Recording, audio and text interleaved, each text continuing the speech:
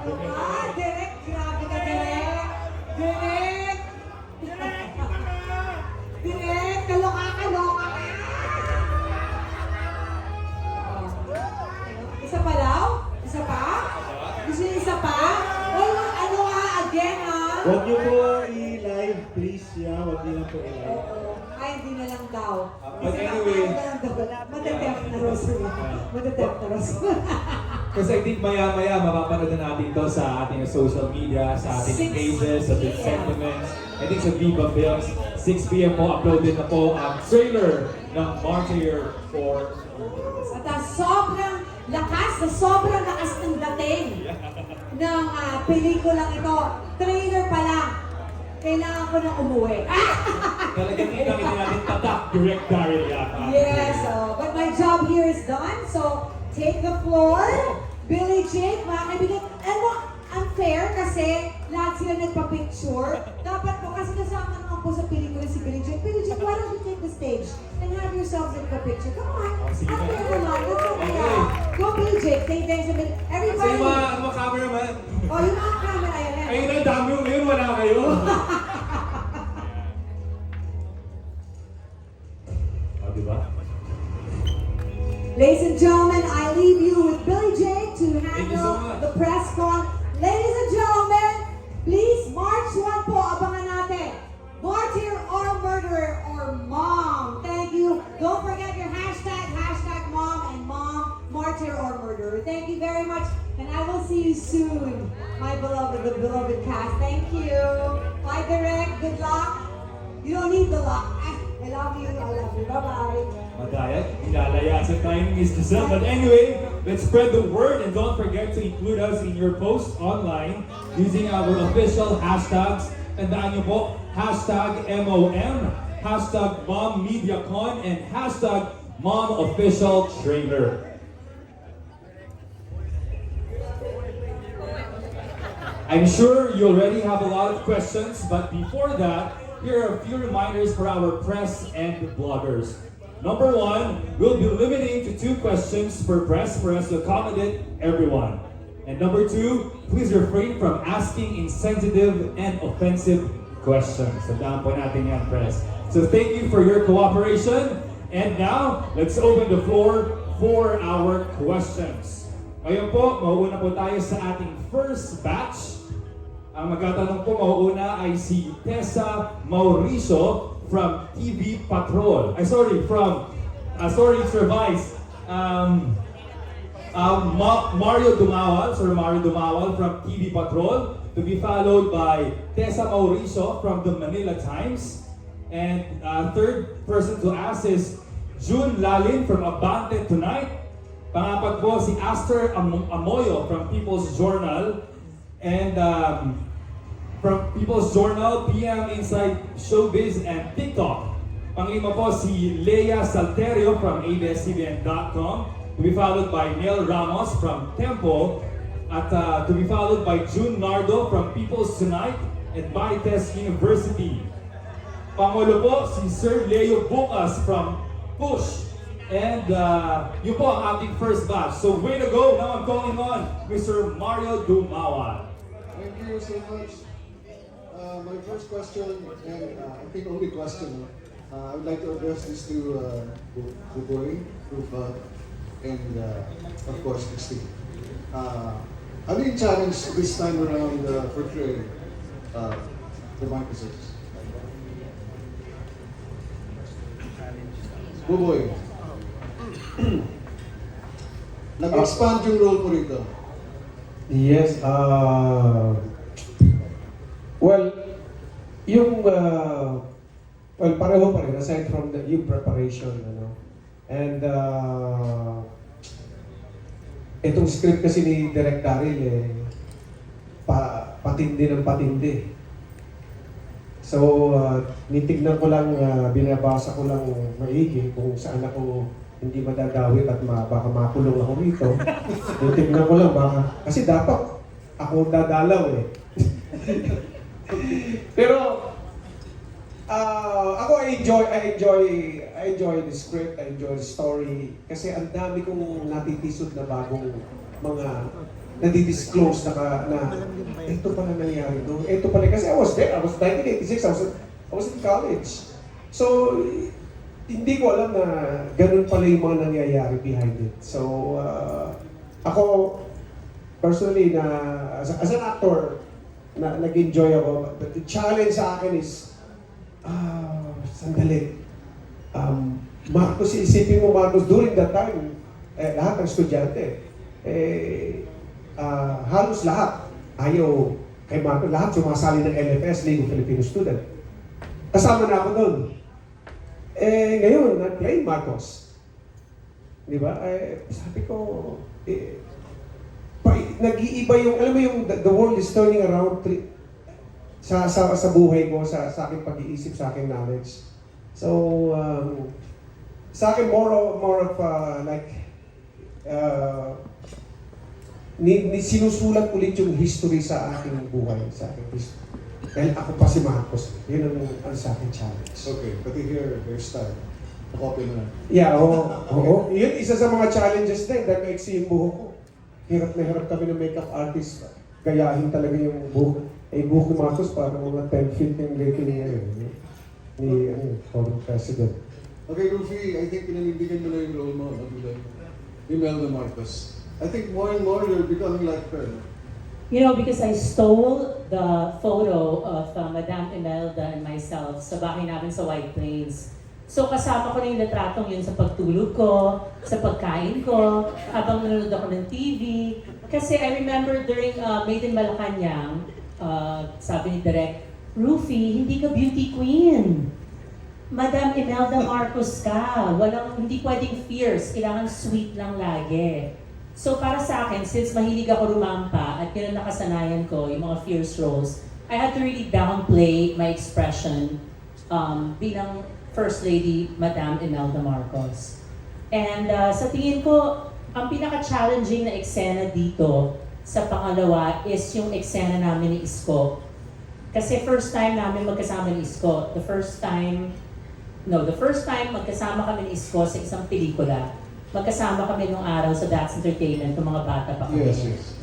So, direct, talagang 5 pages yata yun, di ba? 5 pages na tuhog. So, para sa akin, yun ang pinaka-challenging kasi very important scene yun sa pelikula. Very important role yun sa scene yun sa pelikulang to. And in terms of siguro yung mga kasamaan ko dito, lahat sila mahuhusay. So, when we're on the set, talagang we really work hard and we do our job as actors. So, alam kong nabuhay ulit yung mga bashers, nagpahinga sila for a while. But gusto ko lang sabihin sa kanila na trabaho lang po to, walang personalan. Okay, Christine, how many pages naman ang role mo? How many pages ang script mo? Well, according to Directorial, malala daw madami. So, going back to your question po dito, Mario, ano yung challenging? Yes. Kumpara dun sa one? Oo. Kasi you acquitted yourself, no? Playing Aimee, no? I think you got her picks, you got her mannerisms. So, ano na-achieve mo rito sa pangalawa? Dito po sa pangalawa, mas mellow down.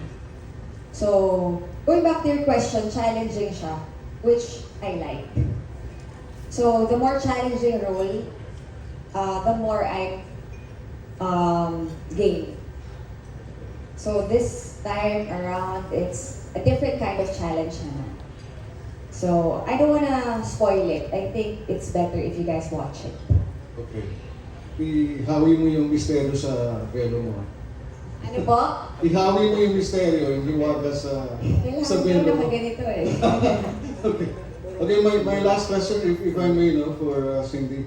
I know your role is really controversial now, so ano yung naging damdamin mo accepting the role of Korea?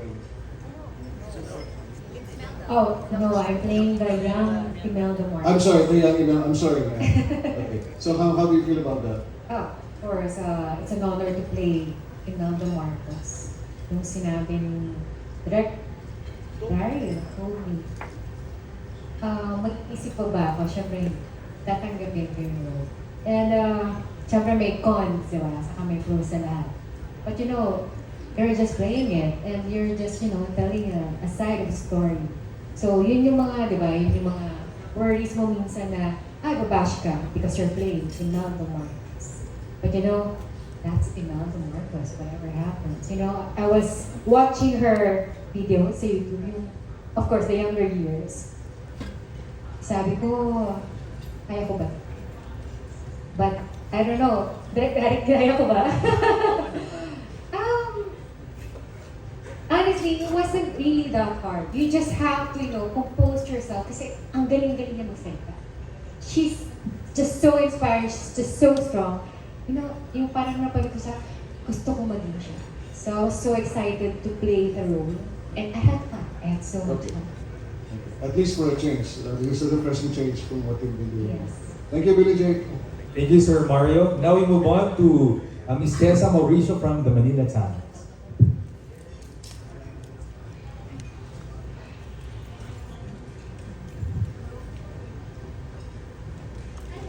Thank you, Tito Mario. And good evening, everyone. First of all, congratulations to Viva Directorial for such a grand and soaring opening with pasabog for the sequel to Made in Malacanang. Looks like nothing less talaga po for the first family indeed. My question, Directorial, is for you. Much as I would love to ask how you achieved your hairstyle, your new hairstyle. My question is simple, if you would allow me now. Isang question lang po and direct to the point. Martyr or murderer, or does it depend on what your politics is? No. I would like to reiterate that the trilogy is not about politics for me. It's more of a family drama. Though some people would find it very funny, Made in Malacanang is a dramedy actually. But when people color it as a political, as a political movie, I would correct them that it's a family story. No? Only those people who will appreciate it politically are those people who are not family. You know? Sa tingin ko, sa dami ng nakapanood ng pelikula, hindi sila nanunood dahil nakarelate sila ng politikong sinusubaybayan. Kung hindi dahil nanood sila dahil nakarelate sila dahil at some point in their lives, they also had a crisis inside of their family. So when you watch Martyr or Murderer, you will come across yourself thinking, holding your own family picture, and asking yourself, ang nanay ko ba, ang tatay ko, ang kapatid ko, ako, perpekto ba ako? Sa buhay namin bilang isang pamilya, nagkaroon ba kami ng pagkakataon na nagtitiis kami para sa isa't isa? O gumawa kami ng mga bagay na maaaring makasakit sa ibang tao dahil sa pagmamahal namin sa pamilya namin? You know, martyr or murderer is not a question you ask weak-hearted people, no? But you know, the Filipino nation is no longer weak. The Filipino audience is no longer faking its innocence.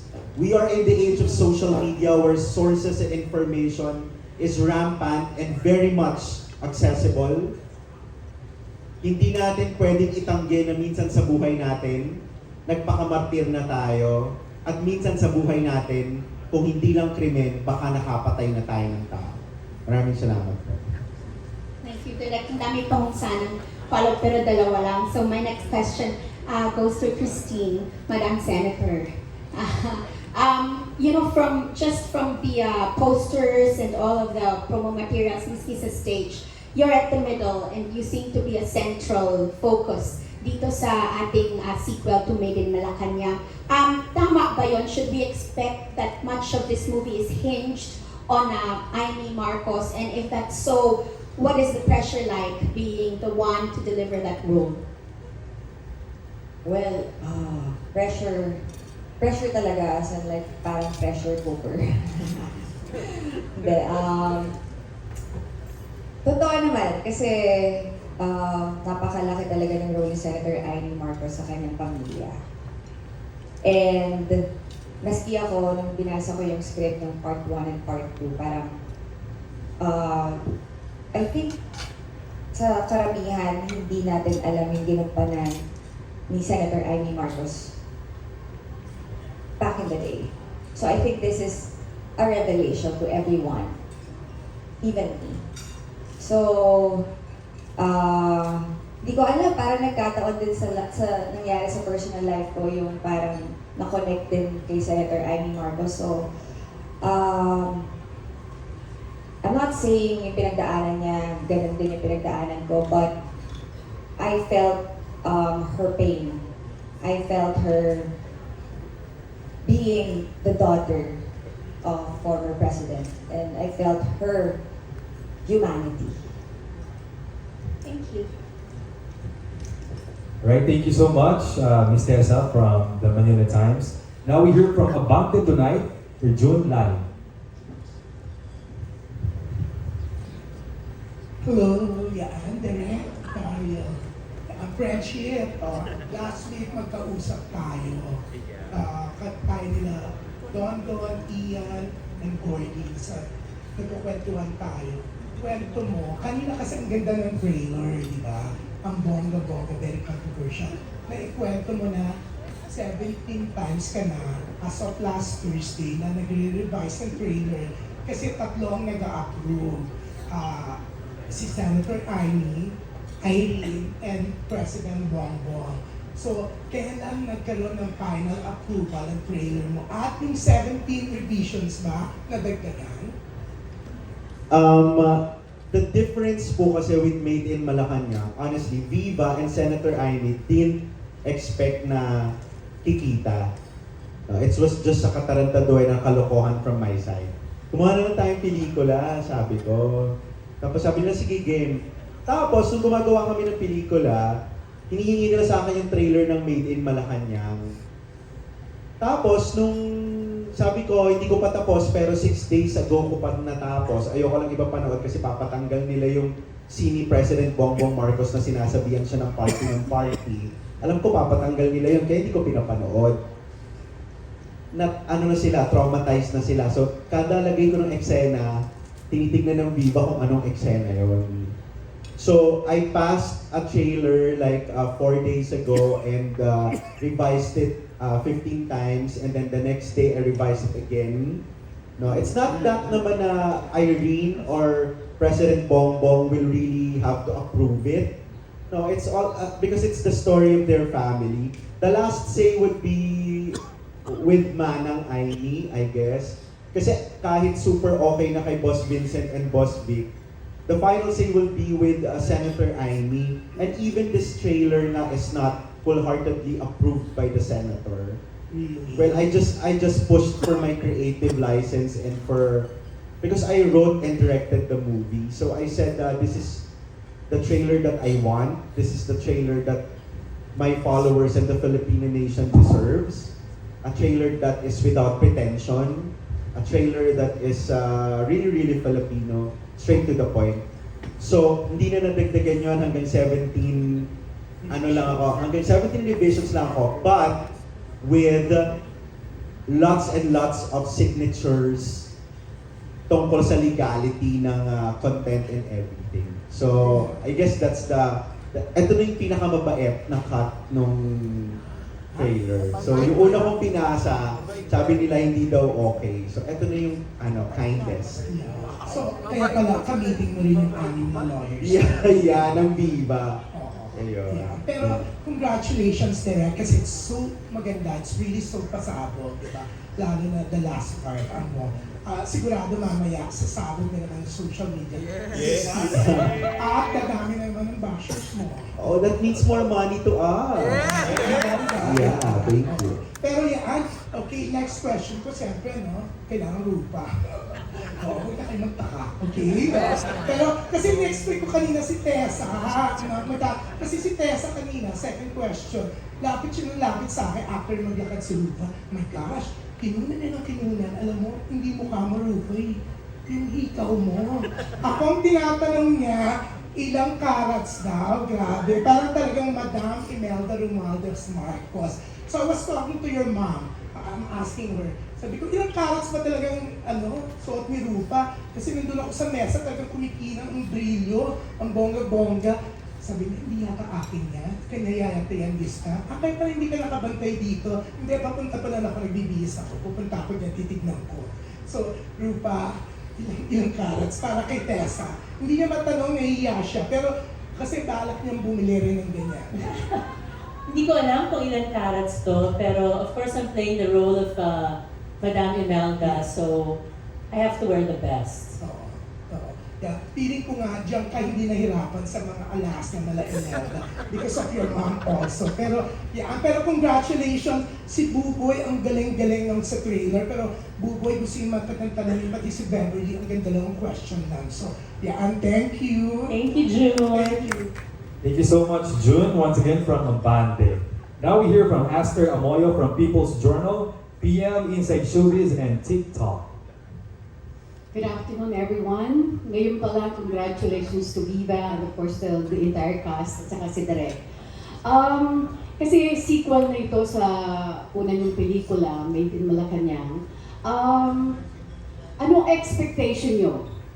Kasi it broke the records after, of course, pandemic, paano pinalabas last year. Anong expectation niyo sa pelikulang ito? Can I ask everyone to answer?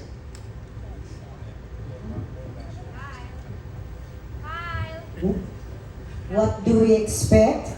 More bashers. Kasi lalo na po yung uli, marami pong mga hindi. May 15 million po tayong hindi mag-agree doon sa sinabi na yon. Kaya gaya po noong Made in Malacanang, hindi sila nag-agree tungkol doon sa nagmamadyong. Mas lalo po dito, 15 million po sila. Thank you so much, Miss Bev. Now, to answer next is Kyle, followed by Frankie, and then so on. Then go, Kyle. Yes, thank you, ma'am. Well, mataas yung expectation kasi syempre yung super unexpected. Well, expected naman talaga na tatangkilikin ng sampayanan ng Made in Malacanang. So, itong second part talagang very exciting. Ngayon nakita na namin yung trailer. Sabi ko nga kay Direk, 3 words lang, OMG. Kasi talagang ito na naman, aabangan na naman ng lahat. And panibagong, na naman tayo, panibagong laban na naman to. Sabi ni Mr. Will. Pero yun, very thankful ako dahil kasama pa rin po kami. Hopefully, hanggang party, Direk, thank you. Pero ayun po, ma'am, very ready kami lahat. And ipepresent namin sa iyo ang Martyr or Murder. Talagang pinagandaan po namin. Maraming salamat po. Right, thank you, Frankie. I mean, syempre, the first movie Made in Malacanang, it did so well. So I guess I expect to do even better. Mas bong na to. I'm just excited to be a part of it. And Cindy? Of course, aside from more surprises, kasi kahit siya sa character ko pala nga siyang Imelda. Grabe ang dami ko. Really? Shocking. So, syempre abangan ng tao yan dahil may love story ni Imelda. Nakakagulat. I think maraming hindi nakakalam. Even mom ko, nung pinanto ko yung role ko, sabi niya, talaga ba? Eto kayo siya nung time. I mean, yun yung time na, hindi niya alam. Pero she was aware. And then sabi niya, hindi ko alam yan. So, syempre, nag-expect tayo na mas bongga. And of course, this is mas bongga sa Made in Malacanang. Pressure yun kay Directorial. Pero I don't think matidisappoint kahit sino manunod. Thanks, Cindy. Diego, as BBM. I'll keep my answer short and sweet. I think it'll be just as good, and that's the bare minimum, or even better. That's sweet. Alright, Christine? Expectation ko dito sa pelikula na to, madurog ang puso niyong lahat. Yan lang. Miss Rufa. Direct daw, you skip him. Okay. Hindi, I expect that this will be bigger. Directorial never fails to surprise us. And it was the first time for us to watch the trailer kanina, and I'm sure lahat tayo ulitin natin. So, ganun si Direk, and I believe that we are in good hands kasi Viva is the producer, and sa tingin ko trailer pa lang, marami nang aabangan na bago dito. And hopefully it will be a more blockbuster than the first. Yes. Direk, bago ka, si Sir Buboy muna. Siyempre pang pinali si Direk. I totally agree with my first lady here na talagang blockbuster ko. It will satisfy the audience more compare sa Made in Malacanang. Ang expectation ko dito, si Boss Bing pa nandyan, si Boss Vincent nandyan. Ang expectation ko dito, mas malaki ang bonus ng lahat ng cast dito from Viva Films. Do you agree? At ganun din si Direk, of course. Agree sila, Sir Buboy. Mas malaki. Ayun, hindi nabigyan, magkakaroon na. Ayun. Yun po expectation ko. And hindi na expectation, I claim that to the Lord. From the Lord. Declaration na yun, Sir Buboy. Ayan, thank you so much, Sir Buboy. And now, something let's save the best for last, Directorial. The expectation is more of a child's expectation. No, when I'm pitching a film sa Viva, I always want Boss Vincent to be happy. But bago niya tanggapin, he's always asking himself if this will make his father happy. No, so it's more of a child's expectation to make our parents happy. And with that motivation, ganun din kay Senator Amy Marcos. So I guess, kapag ang expectation ng isang anak ay para sa ikaliligaya ng kanyang magulang, sa palagi ko napakalabong hindi magtagumpay ang ninanais natin. So this is, the expectation would be not monetary, the expectation is not really box office, ang plastic. Pero the expectation is to make Boss Vincent happy. And the only way to make Boss Vincent happy is to make Boss Vic happy. So that's the only goal that I have. Because, you know, with my age, I'm only 36. I'm only 4 years in the business and getting this kind of opportunity. I'm not expecting anything more, but of course, the tap on the back and the handshake of the son of Boss Vic. So that's it. Thank you. Wow, thank you, Director. Boss, ang lalim nun, Boss Vincent. Talagang tabi sa puso. Okay, so next question is asked. Boss, hindi ako nagko-comment sa bonus ha, kasi may parte ako sa kita. Pag nagpa-bonus tayo, mababawasan yung parte ko, kaya tahimik ako kanina. Okay, so thank you again, Directorial. And the next question, please. Okay. Okay. Good afternoon. Yeah, just acknowledge you, Miss Leia Salterio from ABS-CBN. Hi, Direk, and to the cast, hello. Direk, were you, did you ask any one of the main cast to tone down or improve their performance from the first one to this new one? And if that happened, sino sa kanila? I'm a very collaborative artist po, Miss Leia. Dito kasi if you will notice sa Made in Malacanang, sobrang light lang ng role ni Imelda Marcos. Hindi siya masyadong, kumbaga naging spicy dun sa part na yon, no? Dito naman sa... With Isko. Yes, dito naman sa Martyr or Murderer, this is actually the character development of Senator Amy. From being a young mother in Made in Malacanang, dito medyo nag-age na siya, meron na siyang mother instinct, medyo mas nag-tone down na yung kanyang pasigaw-sigaw, no? Tapos dito makikita din natin yung sa Martyr or Murderer, yung pinanggalingan ng love story ni Ferdinand at ni Imelda. This will explain how protective Imelda and Ferdinand to each other. So I guess wala akong naaalalang sinabihan ko na mag-tone down ng acting or mas i-intensify pa. You know what, Miss Leia, I'm a fan of my cast. Napakahuhusay. Feeling nyo naman bobolahin ko kayo pero hindi ko napupurihin si Sir Cesar and Christine. But Rufa is really phenomenal in Isko and Rufa scene. No, it's a 6-minute dialogue without cut. Yes. And I'm gonna share you something, no? Akala ko kasi si Jun Lalin, tatanong niya sa akin yung naging problema ko kay Rupa. Rupa is so into the character, na sabi niya sa akin, Direk, do you want this to be in verbatim? Gusto mo ba per word kong sa ulado? Sabi ko, yes. Kasi yung huli mong line, yun ang magiging sagot ni Yorme. So dapat sa ulado yung line, 4 pages. You know what? Sa sobrang into ng character niya, nangingilid ang luha niya, there's a line na sa tingin mo ba magsasayang kami ng oras sa sobrang na-carried away si Miss Rupa? Sabi niya, sa tingin mo ba mag-waste kami ng oras? Sabi niya. Ay, mag-waste kami ng time, sabi niya, pero umiiyak siya. Sabi ko, cut! Sabi niya, why? Sabi niya. Pina-playback ko, sabi niya, umiiyak siya. Sa tingin mo ba mag-waste kami ng time? Sabi niya. Mag-waste ng time? 1983.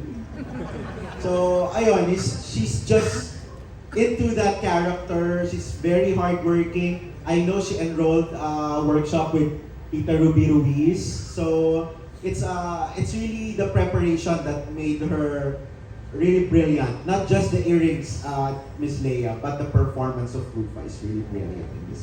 Thank you. Is Ella Cruz just not here or she's not in the movie also?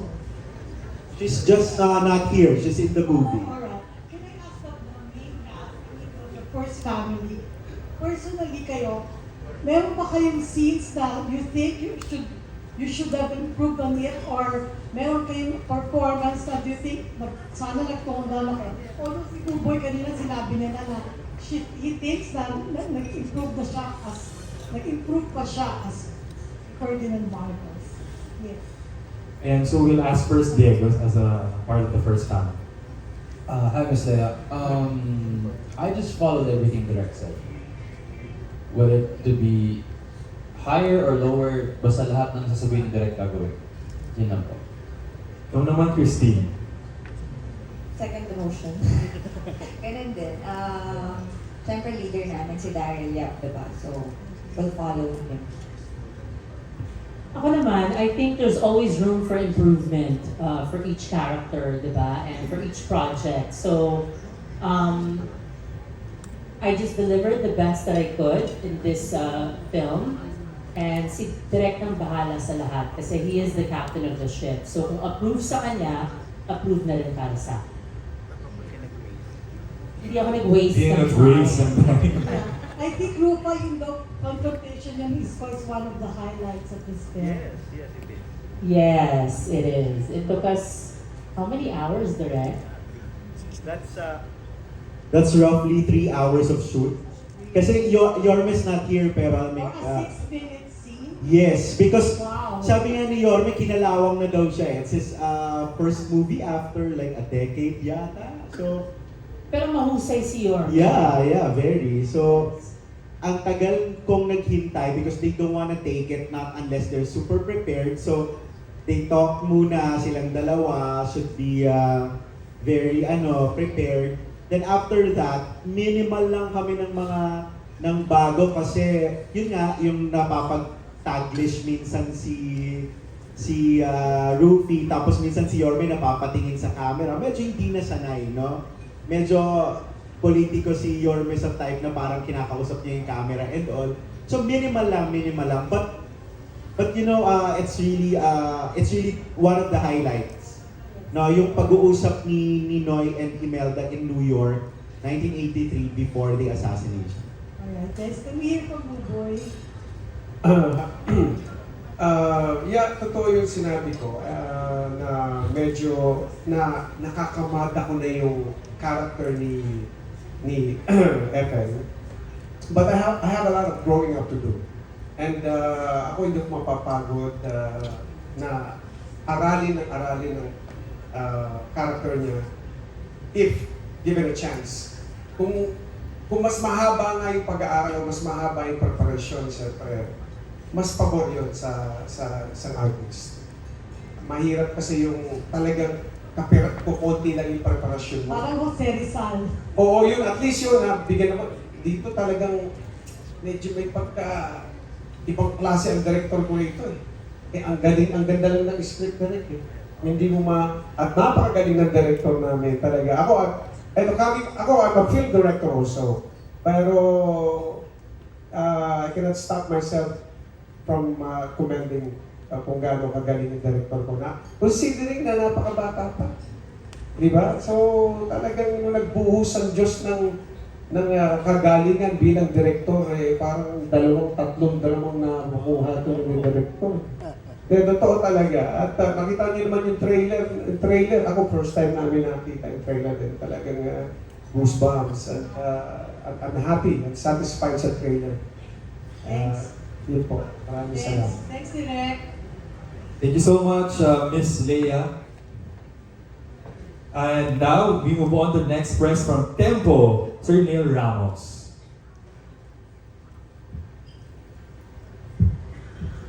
Sure ko may pasabog ka pala dito. Hello. Yes, Hello. okay. Good evening. I would like to address my question to my idol, Frankie Russell. To the beautiful Frankie Russell. Ay, saan? Yeah. Being your biggest fan po, no? Gusto ko lang malaman kung gaano kalaki yung role mo dito at sino ba talaga si... Okay. I would just like to know how you got involved in the film, tapos, a little bit about your character. Who is Claudia exactly? So, I'm playing Claudia Bermuda. She's Vivian's ex-girlfriend. Yun, Viva just asked me, medyo last minute siya actually, did I steal a role from your ex-girlfriend? Joke lang. Yun, and it's last minute, so, super excited to be a part of it. Yun. Could you clarify that, ma'am? Wait, who's the ex-girlfriend? Yeah, exactly. Sposa Oh. talaga. Can we leave it there? Let's not make it worse. Okay na yun. Joke lang. Okay, that's it? Thank you. That's all. Thank you so much, Sir Neil. Okay, patatagalin pa ba natin, Diego? Okay, so let's move on from People's Tonight at Martyr University, Sir Jun Nardo. Magandang gabi ho. Congratulations. Yes, Buboy and Rufa. May love scene ba kayo dito? Hindi niyo ba hinihiling magkaroon ng love? Bilang mag-asawa kayo, hindi yung puro galit. Di ba? Gusto mo ba? Ay, Ano? Kuya Jun, Sa movie ko, bakit? Mr. Jun Nardo. Yes. Kasi nandito pa ako sa dun sa Hindi ko pala nakaka-move on. Hindi ako makamove on. Sino na ex-girlfriend Bongbong? Oo, si Claudio Bermudez. Hindi ko pala nakaka-move on. Hindi pa ako, pero ngayon mag-move on na ako. Sige. Ako matagal ko na rin-request yun kay Direk Daryl, magkaroon kami ng bedsing. Binigyan kami ng bedsing, nakaupo lang kami sa bed, nagkukwentuhan. Baka na umiyak na Tapos si sabi Rufa ko, ron, oo, pangarap ko, Rupa Gutierrez, noon pa, makapartner eh. May Sabi ko, bed scene tayo, pero wholesome hug. wholesome hug lang. Wholesome hug. Di ba? Sabi ko, nung ko pa, hinahangad makapartner, dream ko makapartner Rupa Gutierrez. Makapartner ko nga. Siyempre, asawa. Alam mo, pag mga matatanda na, wholesome hug na lang. Ang may kissing scene. Grabe naman yung natatanda. Hindi. Makasakit mo naman magsalita. Sakit. Tapos kahit tuhod, hindi mo makita. Ang haba ng damit. Ang may kissing scene, si Young Imelda, tsaka si Young Ferdinand. Okay, see. Diba? Gano'n naman talaga, diba, companionship na lang when you're older. Correct. Ay, parang dami nagre-react. Kasi ito, definitely nagre-react. Yes. Pero ba, dahil matapos itong pelikula mo, tapos lalabas na, anong naging feeling mo nung nagkaroon ng linggo sa Turkey? I felt bad. Nakausap ng anak ko yung daddy niya, si Ilmas, at nakausap ko rin. And at that time, it was just a few hours after the earthquake. So sabi niya, hindi pa niya makontak yung ibang mga relatives niya. And syempre, malaking nangyari sa Turkey, and we just offer our prayers and our condolences for those affected. Thank you, Luca. Kay Direk Daryl naman, last na. Direct Daryl, ano, past 6 na, naglalabas na yung mga trolls mo ngayon dyan. Kasi lumabas na social media yung trailer. Especially yung isang director na lang makakatapat mo sa March 1. At react na react. Ano ba nasabi mo, Direk? Yung isa nawala na nga, di ba? March 1. Oo. Kapag kay ni Joel Lamangan. Ni Direct Joe. Oo. Alam mo, Kuya June, I was advised by my lawyers not to talk about people with less than 1 million followers. Wow! So, Good! Oh, sige. yun po. I'd rather not comment. Pag po 1 million followers, I'll comment na. Wow! Grabe! Oh, that's nice, Direk. And congratulations. Hindi na ako matatanong. Kuya June, sagutin ko lang po yun kasi Sige, yung love scenes pala niya. yung love scene. Oo. Kasi po tinanong din sa akin yan, kung pwedeng mag-love scene si Imelda and ang hirap po mag-love scene nang may nagpo-protesta sa labas. Ay, sino yun? Kung EDSA Revolution po yun, ang hirap mag-sex. Sa tingin ko, yun po yung ano doon, di ba po? Hindi na mapatagal yung stress, di ba? Kapag nagpapaputok din naman sila. Grabe ka naman, Direk. Ayun lang ba yan, Direk? Yes, ma'am. Wala nang ano. Thank you. Oh, sige. Thank you, congratulations. Thank you, Sir Jun. Before we go to Sir Leo Bukas, is the next batch of our press. Mauna po si Jerry Olea from PEP, to be followed by Ray Pumalay from Abante, and then Mark Grabador from Entertainment Web, and Nestor Cuartero from Manila Bulletin and ABS-CBN.com. So, Sir Leo Bukas, way to go. Yes, good afternoon everyone. Kay Direct Daryl. Direct gaano ka kahirap or madali na ba on your part na ma-duplicate or at least malampasan ang box office success ng Made in Malacanang nitong MOM, considering mo na 700 million yung MIM.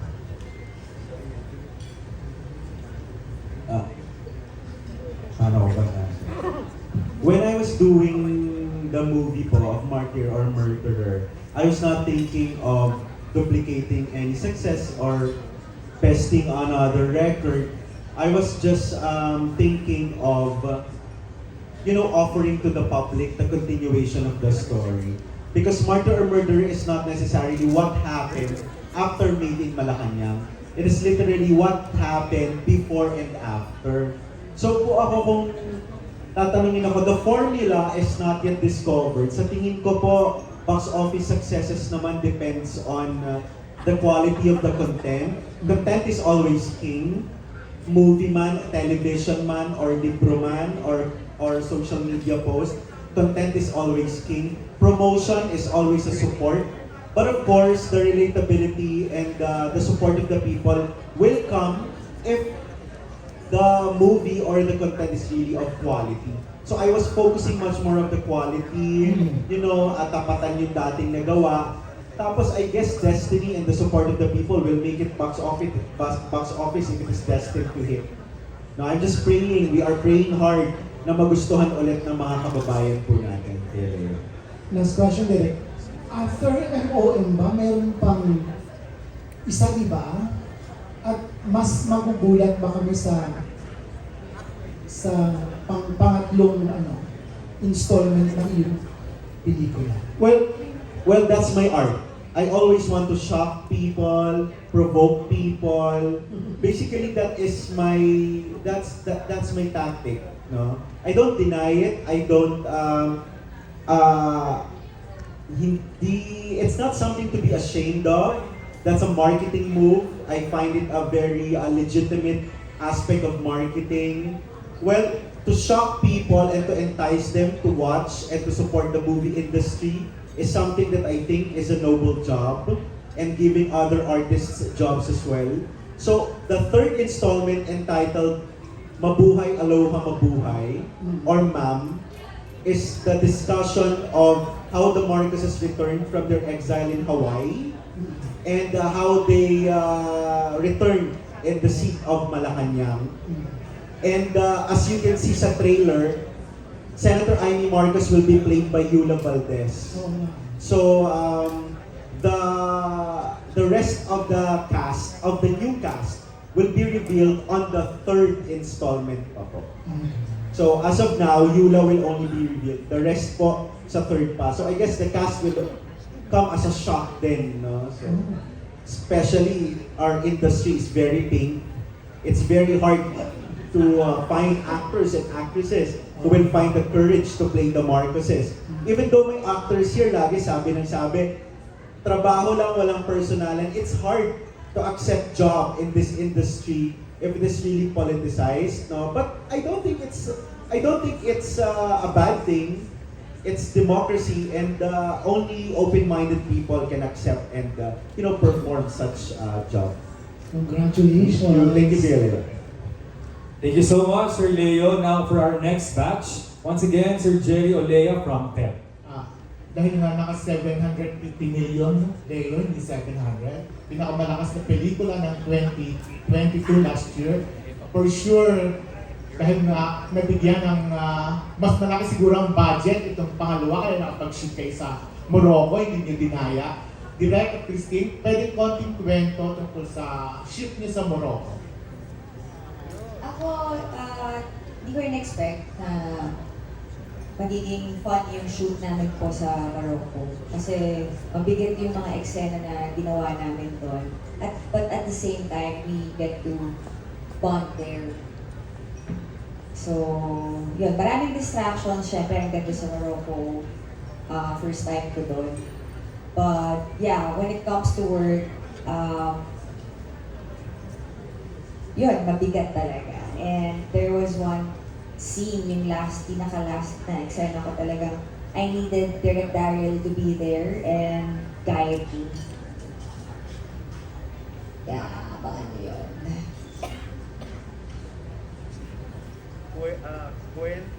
Hello.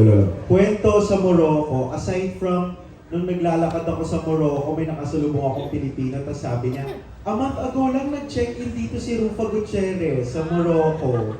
So nagulat ako na nandun pala sa Morocco. So, hindi sila mamunya, yung isa pa mas malaki. Di ba alam niya sa Royal Mansur? Sabi nga ng direct, ba't hindi niyo sinabi? Akala nila nag-shoot na daw si Rufa doon. So, di naman. Sa Morocco kasi kilala yung mga Marcoses eh. The King of Morocco during the time of Ferdinand Marcos and Imelda Marcos, they're super friends with the Moroccan royalty. So di kami nahirapan. Sobrang lamig lang po, Sir Jerry. Sobrang lamig. Tapos ang nipis ng suot ni Christine, hindi kami prepared lahat. Kasi yung staff namin, sabi namin, sir, magsushoot. Sabi namin sa desert. Akala ng mga staff namin, pag sinabing desert, mainit, naka-shorts ang mga animal. So lamig na lamig kami lahat sa desert. So, kagaya na sinabi po ni Christine, heavy drama scenes ang nasa Morocco. But, we pulled it off aside from the talent of Christine is because of our kababayans. Napakaraming kababayan natin doon na tumulong sa aming makapag-shoot at makapaghanap ng mga magagandang location. And we are just so blessed. Salamat po sa Viva sa pagkakataong makapunta sa Morocco. Second question ko direct. Dahil nga, for sure, pag-uusapan yung last line, pasabot mo lang sa official trailer. Yun na ba talaga ang dun sa maraming versions, yun na talaga yung, kumbaga, panghuling linya o may iba pa sanang linya na pwedeng kwento tungkol sa linya yun, na naging last line ng trailer? Alam ko po kasi papabago ng Viva kaya ginawa kong phone scene. Kasi po pag pina-arte ko na yung bong-bong talaga doon, mamumulubi kami. So ginawa ko munang phone scene. Alam ko papapalitan eh. So, yun na po yung pinakamabait. Hindi po talaga yun yung pinapasabi ko. Pero nag-usap po kami ni Boss Vincent, ni Boss Vic na, alam niyo naman po kung ako ang goal ko talaga is mang-provoke si Senator Amy to tell the story. The Del Rosarios want to help the entertainment industry lang, period. They don't want any intrigues, they don't want anything. They just want the movie to do good. No, but as a very bad person, I always try to magnet controversy because it sells. No, I am not putting that line to gather hate, but that's what it is. I mean, the Marcoses filed electoral protest. So ano po sa tingin natin yun? Nag-file lang sila electoral process, trip-trip lang. Ibig sabihin nun, yun ang feeling nila. Diba? So ako, I'm just, being true to the message. But of course, I'm still being bounded by contracts and moral clauses. So I said yes. But if your question is, if that's the kindest, that's the super kindest, it's not at all in my plan. Thank you. Thank you. Thank you so much, Sir Jerry. Before we move on to Sir Ray, tanungin po muna natin from Net25, Ayan Batingan.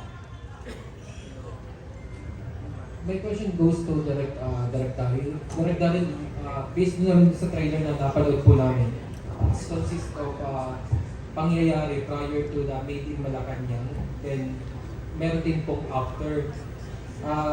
Kumbaga sir, kinumbay niyo po. Tapos may mga inputs po kayo ng mga clips katulad din po nung sa Made in Malacanang na mga original materials. Sa lakas po ng loob nyo na magpasok ng mga original content, for sure may mga usapan na po kayo. Kasi sa legal thing eh. And tell something more about. Other movie makers would try to put some light to the thing that they are well researched. They are academically founded. Well, to their surprise, all of my materials, all of them are not actually Marcos materials. Lahat ng makikita nyo sa pelikula ay nagsasalita ang mga Aquino. I'm just interpreting what they are saying. After all, I'm a writer and a director of what is happening during those times to the Marcoses. Habang pinapakita yung libo-libong nakikipaglibing kay Ninoy, yun nakita natin. Pero yung reaksyon noong pamilya Marcos na pinagbibintangan, yun ang pinapakita ko. And I don't think I have to research about it and to have academical support to tell the reaction of a family. When it comes to the permits and licensing of the videos being used, aside from the fair use, kung saan public domain na yung mga interviews na winave nila ang rights, Viva also managed to get, to get license dun sa mga gagamitin namin. Pero mostly, sir, ang mga nakuha po namin is public domain na, paulit-ulit. But I opted not to show the killing of Senator Ninoy in this film. So they will not be experiencing that moment that has been, rerun for almost like 4 decades now. Yun lang po ang hindi ko mapapakita sa pelikula. The rest, lahat interviews ng mga Aquino. So I don't think na may gawa-gawa ako dito kung ang source ko sila. Kasi kung gawa-gawa yon, di ako yung gumawa nun, sila yon. So, kapag sinabi nilang at least kami, researched and academically based, I am like that too. It's just that I'm more creative than these movie makers. And in making story more interesting, more compelling, other than, sell my shit like I'm not educated enough and to use other people for promotion. I just think the Filipino people deserves better. Thank you, Direk, for your answer po. Kay madalas po kasi namin marinig, or the other cast po, madalas po namin marinig yung reaction and yung comment po ni Senator Amy Marcos about the performance of Christine in this film. I like to get naman po yung comment po ni President BBM sa performance po ni Diego about this portraying him. Well, I think the president is very busy to watch a movie. No, if I seldom listen to my bosses, I don't think I'll hear the president also when it comes to movie making. I'm sorry. Pero Senator Amy, na isang producer ng Himala, producer ng mga malalaking pelikula, nakakadiskusyon ko pa pagdating sa paggawa ko ng pelikula.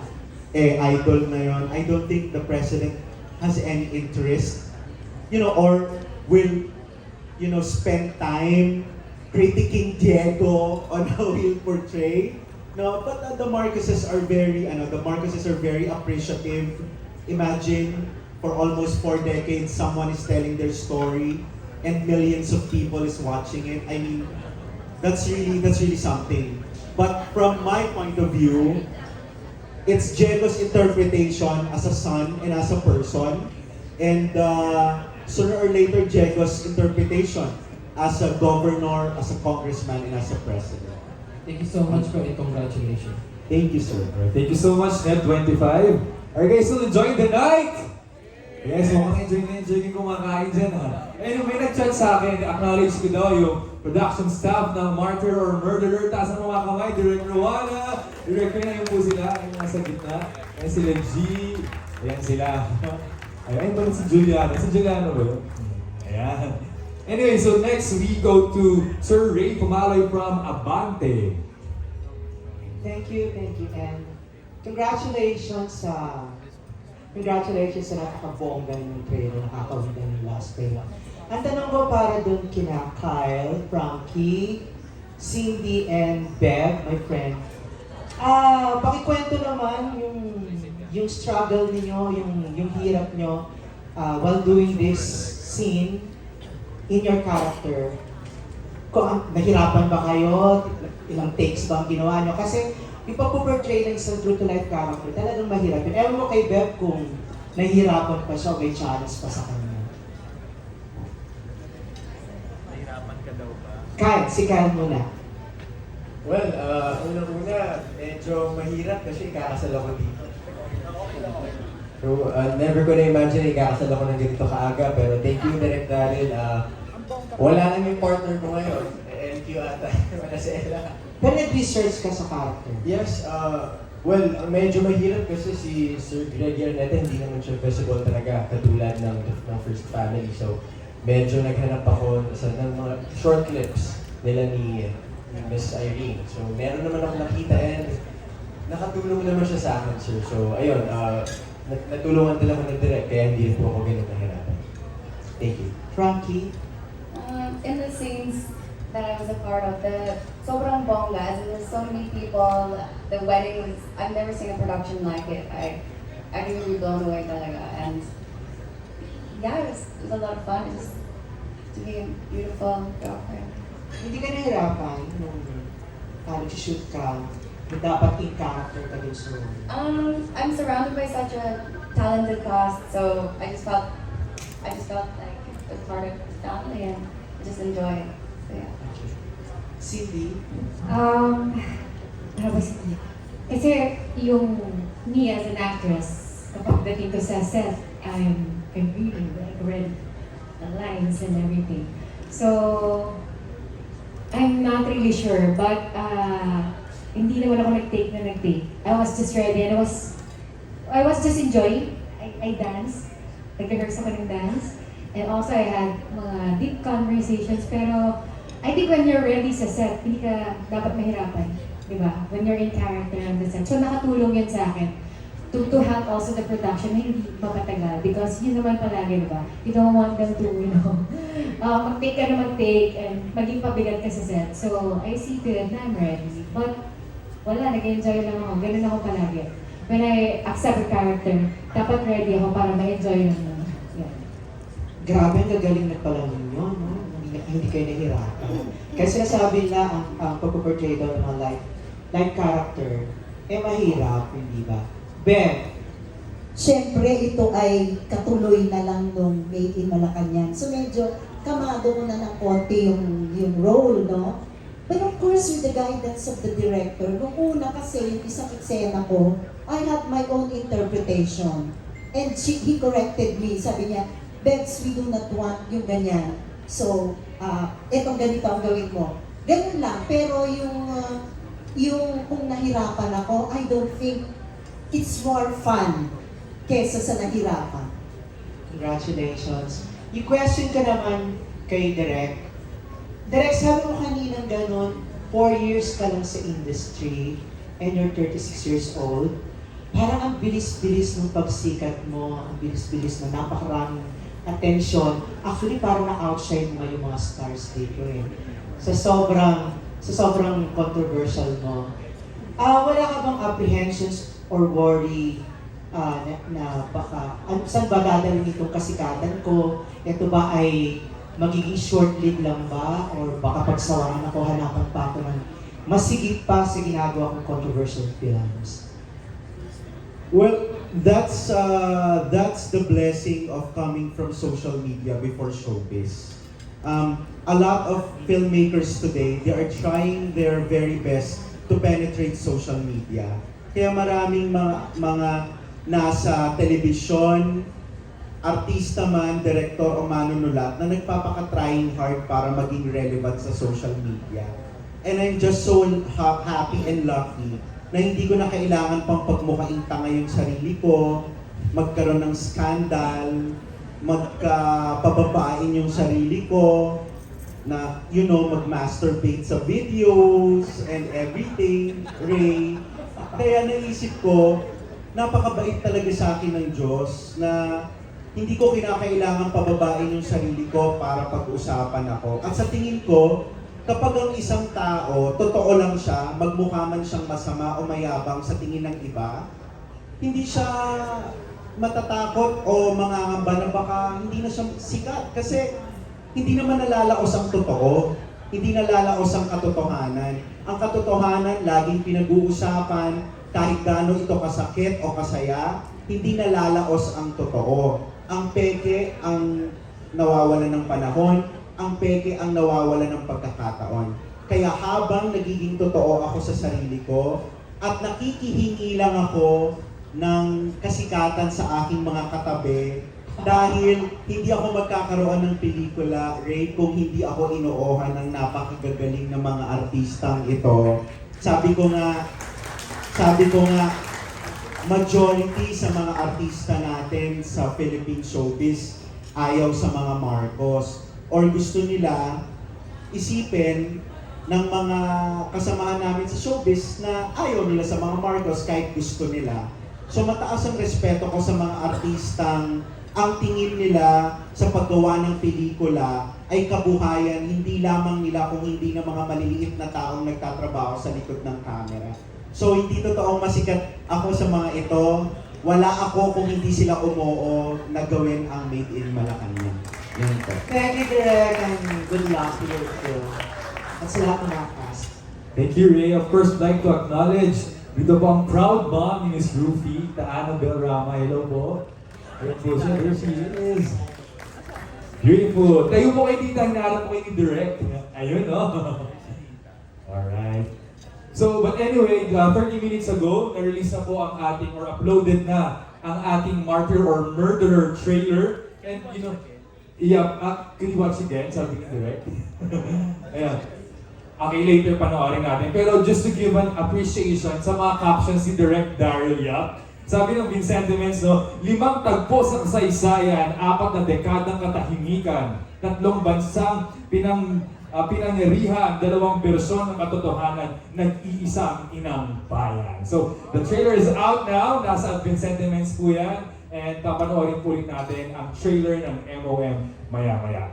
Alright, so we move on to our next batch, or ang next na magtatanong po ay si Sir Mark Grabador from Entertainment Web.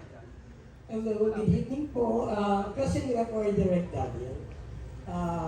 Pressure po ba Direct da? Kasi napaka-successful yung Made in Malacanang, and now you are doing the Martyr or Murderer. Then the next question, Direct, ito po bang pelikulang ito ay kwento ng love story ni Madam Imelda at sa former President Ferdinand, or are we telling the history after EDSA revolution? Well, I'm more of hopeful and prayerful than pressured.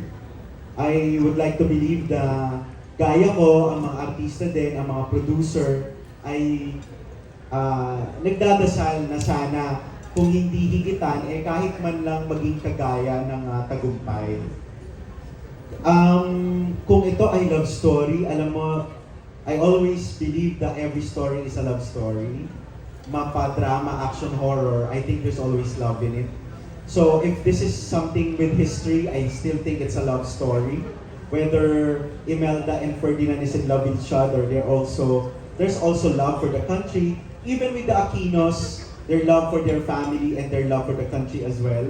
And just doing this movie, it's a love story between Viva and the Philippine history. So I guess everything is a love story in this film. Thank you. Directorial. And next question naman para sa beauty queens natin, si Cindy and Miss Rupa. Is there any exact scene bilang gumanap na Imelda Marcos na talagang naging challenging role para sa kanya? Yeah, can I answer? Exact? Not really exact. It's, ano ba? Yung young, of course, I played the young and then, I think that would be surprise kung meron. Kasi, yeah, I think meron, right?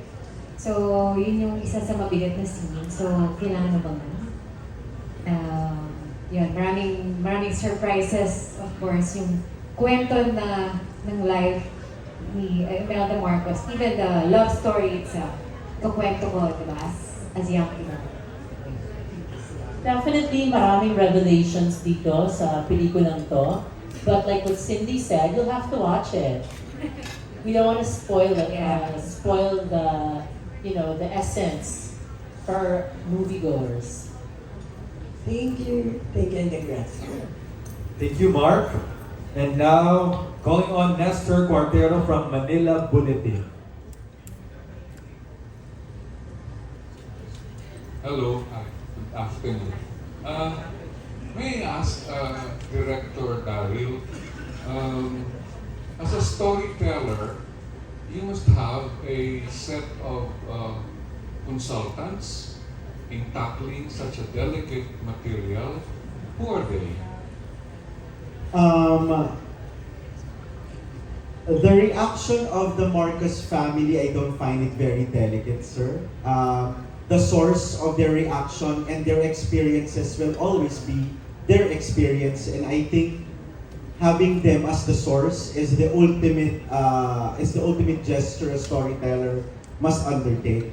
When it comes to the historical parts of the film, just like what I've said earlier, lahat po ng makikita ninyong mga clips ng mga interviews at speeches na mapapanood nyo sa pelikula ay nandoon na bago pa man po ako isilang. At ang laman ng pelikula ay reaksyon ng pamilya Marcos doon sa nangyaring yon. So, hindi ko po mabibigyan ng magandang sagot kung ang hinihintay ninyo o nila ay kanino ko kukunin ang validation ng reaksyon, pakiramdam sa puso, sakit, pag-iyak ng mga Marcos kung hindi sa mga Marcos lamang. That's why at the very beginning of this Presscon, when I was asked if I'm doing another political movie, I corrected the person immediately. I said, just like what I've said in Made in Malacanang, the trilogy is not a political movie. It's a family in crisis movie. And I think the best consultant for a family crisis movie is the family themselves. Thank you. Your title, Martyr or Murderer, could refer to either President Marcos or Ninoy Aquino. Sino ba ang starring role dito sa title role mo? If I answer this question po, I might lose audience on March 1, 2022. So just like what I did in Made in Malacanang, it shocked the nation to find out that Amy Marcos is the real Made in Malacanang. It's now for the Filipino people to uncover who is the martyr and who is the murderer. March 1, 2023, cinemas worldwide. Maraming salamat po. Last point, Director David. In the interest of fair play, did you have to consider telling the other side of the story in presenting your family drama? Did I consider consulting the Aquinos? They did not pay me to do so, sir. So, I'm not bound to ask them anything. I am not required to ask about their reaction. A lot of Filipino filmmakers for almost 3 decades, sir, has been telling their stories. I don't think they need a young war freak director like Daryl Yap to tell their story. I think a lot of great directors have told their story in the best way they can. I'm just here to tell the story of the Marcoses. Whether I'm doing it right or wrong, we'll find out on March 1, 2023, Martyr or Murder. Maraming salamat po. Last point. Where were you in 1986? Where was I 19? In 1986. I was born 1987. I was at 1986. Maybe I'm just in the dream of my mother. And now I'm fulfilling that dream to become the best son that she could have. Thank you very much. Congratulations, Cesar, Rufa, Beverly, and all the others in the cast. Thank you so much, Sir Nestor. And up next, we have Archie Liao from Abante Tonight. Congratulations, Directorial. Ang tanong ko lang, kasi sanabi mo kanina na trilogy ito. So, ano naman tatalakayin sa third part? Hello.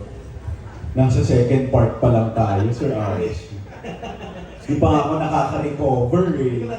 Hindi pa ako natutulog. Kasi hindi pa namin tapos yung pelikula. Iso-showing na daw sa Japan. Teka lang, sabi ko kay Ma'am Lay, it's not, well, you know, it's always a collaboration, no? Sabi nga ni Boss Vic tsaka ni Boss Vincent, every time that I do a movie in Viva, they give me 100% independence. They give me their 100% confidence. But you know, every time I do a Marcos film, I don't enjoy that 100% independence because we have the Marcoses. No, I have to be limited. Pero kung Viva lang yan, you know how generous Boss Vic and Boss Vincent, they let me play. So, as much as I want to say that this is a feel-good movie for a director like me, it's not. It's really more of a challenge. Because, you know, I can only imagine, sabi ko nga kay Boss, sa tingin ko hindi ko kaya to, sabi ni Boss Vic, alam mo na, ba't ako nakalbo? So, you know, yung mga, I don't think I have to discuss the third part, because we are just finishing the second, and you know, the turnout of the second movie will determine if there will be a third. And I don't want to be very overconfident to say that. I can only be confident in all the contents, but on how the public will, you know, patronize, not yet, Sir Archie. Maybe we'll talk about the third when it's there. Thank you. Thank you. Okay. Ang next question ko para sa cast. Alam natin na ang mga characters nyo ay true to life at saka at the same time, napaka-sensitibo, ano? Ang tinatalakay na kwento.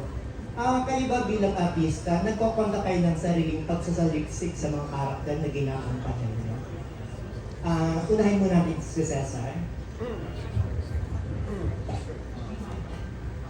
Kung nagsasaliksik kami sa mga ginagawang pananamin, syempre naman po. I was there, 1986, sinabi ko po kanina, I was in college already, alam ko po yung nangyayari noon. But this is the other side of the point. But I've seen several times sa TV, kahit maliit pa ako, 1960, Marcos, 1969, presidente na.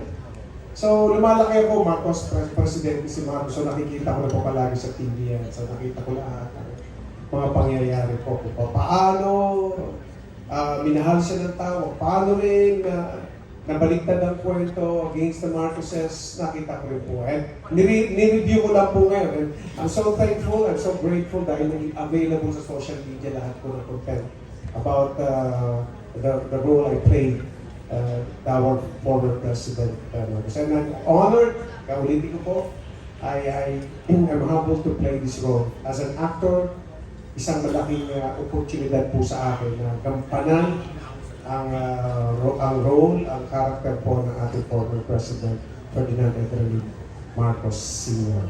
Yun po, maraming po. Other members of the cast, Lupa? Yes, like what Cesar said, I'm truly honored and grateful that Viva and Directorial chose me to portray First Lady. Madam Imelda Marcos. Of course, I did my own research as well. Everything's available now on social media, so I was able to just research, type about the love story of Imelda and Ferdinand Marcos. And a lot of reading. I know Madame Imelda as well. I met her when I was 18 years old. And I'm just so honored to be a part of this film. Hello. Research, hindi po ako nag-research talaga. Kasi ang inaral ko yung script ni Directorial. So doon lang talaga ako kumuha. So yun po. Ako naman po, I'd like to say nung MIM, I definitely did some research of our president. But with MOM, I simply portrayed kung ano yung gagawin ng isang anak kung in the situation of what was happening at the time for the Marcoses. And hindi naman ako lalayo kasi talagang yung tunay na tatay ko ang gumanap na tatay ko sa MOM. So how would I react as a son? So yun din po yung ginawa ko sa pelikula. At wala naman po akong ginayang specific speech na ginawa sa totoong buhay. So hindi ko naman ni-research in that sense. But oo, ginaya ko pa rin kahit paano si BBM. Ay pahaba rin naman ako ng buhok, trinay kong gayahin yung itsura niya nung panahon na yun. Pero bukod doon, yung dynamic namin as a family ay normal lang kasi isa rin naman talaga kaming pamilya. Cindy. Of course, as much as I want to research about her life, that would take too long. Wala kaming enough time for that. Of course, the nuances. I watch her videos through YouTube. The posture, how well she speaks. So nakaka-pressure yun, diba? Because, you have to be perfect. I see her like, perfect woman. That's it. That's the pressure that sabi ko, kailangan ko pag-aralan. Nakasaya, di ba? Mabash ka ng tao na bakit. Bakit ko siya nag-play? Di ba? Hindi ka pwede maging palingkera. That's it, Marcos. But, just reading my script, of course, ang daming discoveries. Doon pa lang, okay na eh. Enough na yung nalaman ko sino si Imelda Marcos ng bayan. So, Si Karen at saka si Karen Frankie. During taking the first movie, I saw how hardworking Diego was in getting into character and studying. So when Viva asked me to be a part of the second film, I was just so honored and grateful to be playing such a beautiful woman. Well, sa akin, isa talaga sa mga feeling ko na gusto ko sa trabaho ko to is I get to portray every character. And syempre kami bilang artista, responsibilidad po namin to do the best we can para magampanan namin ang ayos yung character na nakalaan para sa amin. So ayun, talagang with the help of social media as well. Thank you. Anong bigay na? Alam niyo po, isa pong confession na sinabi sa akin ni Directorial. Yun pong aking character is a composite of many maids na nag-serve po sa mga sa mga Marcoses. And one of them, ito pong long term na ito, ilang eksena ko ang talagang siya yung naging peg. I had to talk to Direk, how do you want me to attack this? Kasi hindi ko po nakausap si Ma'am Fem. Siya po dapat pupunta talaga nun sa amin. Kaya lang, hindi po pinayagan ng mga kamag-anak kasi she's already old. So I just, nag-rely lang po ako sa instructions sa akin ni Direk. She's Ilocana, she can sing, and she is the hair lady of the First Lady.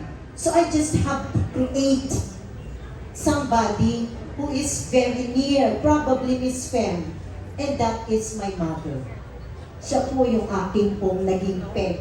Ilocanang ganun magsalita. Meron pong nagsabi na isang journalist daw na hindi daw po talaga Ilocana yung aking interpretation.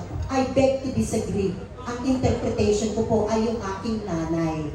Nagnilagay ko doon sa pagkatao ni Miss Fem who is Manang Biday. Thank you so much. And sorry, Sir Archie, yung pala, yun lang ang marireveal ko sa part 3 kasi ang part 3 kasi after na ng Hawaii, di ba? Sa Made in Malacanang na-reveal na ang natitirang maid na lang ay si Biday. So, Beverly Saldea will be still in the 3rd installment. So, yun lang ang pwede ko munang i-reveal. Thank you. Alright, thank you, Sir Archie. And now, last person to ask tonight from Bulgar, Abante, and Martes University, Ambet Nabu. Yes, finally. Finally.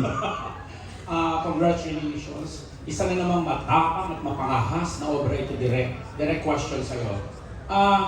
If in the future, ang milyon-milyon mong followers sa SOCMED dumami at sila na mismo ang mang-inganyo, malikaya at sila gumastos na ikandidato ka sa kahit anong elective position at kahit kumikita ka na siguro by then ng bilyon-bilyon, would you still accept considering na ganito mga tema ang nararamdaman nila at makapanood sa mga obra mo? I don't think I'll enter politics. Hindi, yung mga tao na mismo ang tutulak sa iyo eh. Sila na ang pagsusuporta kasi yung klase ng panatiko at yung pagpaniniwala sa mga ginagawa mo ay umabot sa kung saan sakdulan. You know, I'll be very honest. Pag naging politiko ako, I'll give myself like a year, makukulong na ako. So, hindi ako magiging politiko. No? Tama na dito na pwede ako mang-asar nang hindi ako makukulong. At mas maraming kinikita. Yes. Well, mas marami rin kinikita ang mga politiko. Nako. Pero sa palagay ko, I don't see myself in, a public office. I don't even see myself in an office. No? This is my first job after college. So, nagka-IT lang ako dahil hiningan ako ng Viva. So, sa palagay ko, I will not take that path. No? Even my very delicate decisions, I always call Boss Vincent, ano boss, ay gagawin ko dito. So I'm not really, the decisive type when it comes to legality and corporate issues. I don't want to act like I know something. I don't want to act like a lawyer if I'm not one. And I don't want to, to embrace a tree that is beyond my reach. So I don't think I'll be a politician.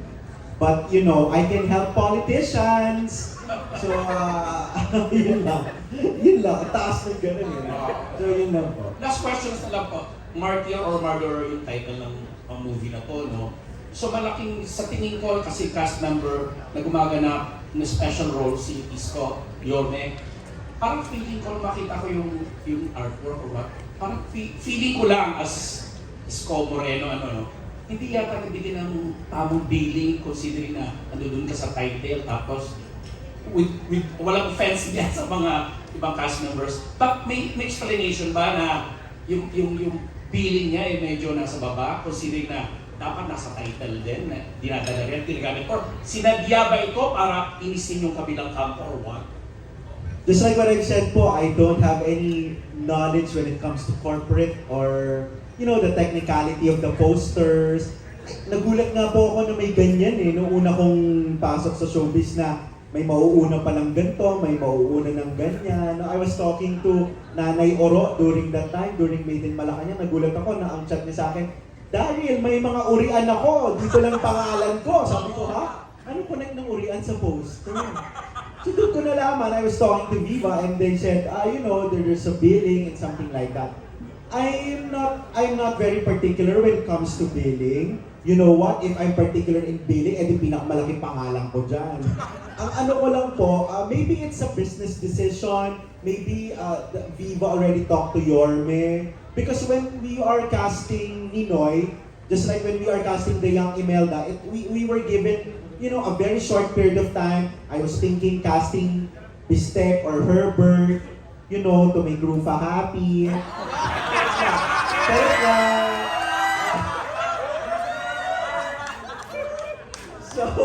So I knew pala si Tita Annabelle. So ngayon, when the the real kwento why I opted to do, you know what, I'm gonna be very honest, but I really wanted to cast Sir Philip Salvador to be Ninoy. But you know, the schedule, the physique, the looks, it's not really the Ninoy type na. So I was asking Senator Amy's approval, and Senator Amy said to me, I don't want to meddle when it comes to choosing who the Ninoy is because I don't have any power. When it comes to casting, it will be Viva. So I asked my bosses kung sino pwedeng i-cast. I have a lot of actors. I want to work with Sir Christopher De Leon. I want to work with those people who played Ninoy before, even in Escapo. You know, they have Goma, they have a lot.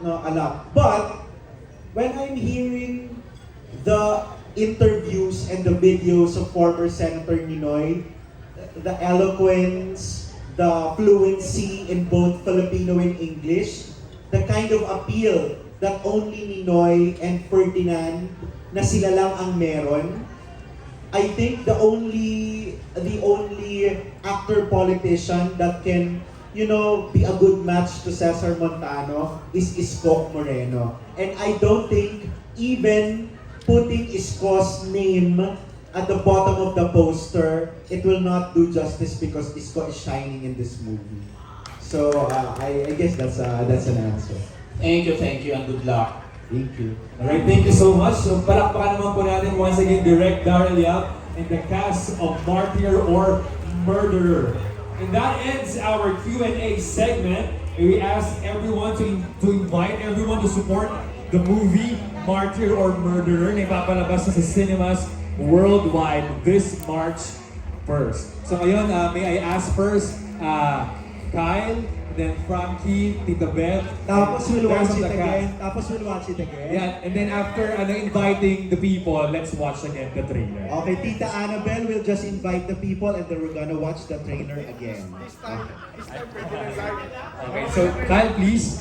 Well, una-una, gusto ko magpasalamat sa Viva sa pagkakataon ito na maging parte po muli ng Martyr or Murder, and syempre sa lahat po ng kaibigan natin sa press, sa lahat ng mga tao sa likod ng success ng pelikulang Made in Malacanang at syempre ng Martyr or Murder. Maraming salamat po sa walang sawang pagsuporta. Thank you and God bless po sa atin. Frankie? Sana po abangan niyo po sa Martyr or Murder March 1. Thank you.